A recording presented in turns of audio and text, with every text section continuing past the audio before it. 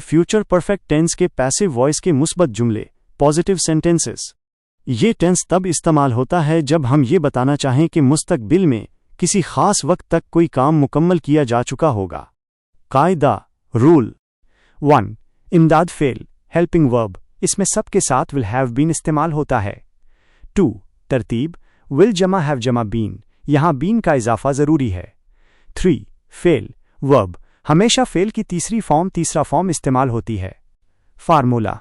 उर्दू पहचान, जा चुका होगा, जा चुकी होगी, जा चुके होंगे। जैसे खत लिखा जा चुका होगा, काम खत्म किया जा चुका होगा।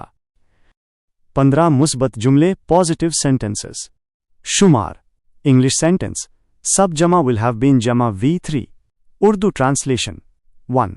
The work will have been finished, काम खत्म किया जा चुका होगा। 2. A letter will have been written, खत लिखा जा चुका होगा। 3. The thief will have been caught, चोर पकड़ा जा चुका होगा। 4. Food will have been cooked, खाना पकाया जा चुका होगा। 5. The match will have been won, match जीता जा चुका होगा। 6. The room will have been cleaned, कमरा साफ किया जा चुका होगा। 7. The car will have been sold, गाड़ी बेची जा चुकी होगी। 8. The bill will have been paid, bill अदा किया जा चुका होगा। 9. You will have been invited, आपको दावत दी जा चुकी होगी। Trees will have been planted, दरख्त लगाए जा चुके होंगे। 11. The door will have been closed, दरवाजा बंद किया जा चुका होगा। 12. The message will have been sent, पैगाम भेजा जा चुका होगा। 13. The truth will have been told, सच बताया जा चुका होगा। 14.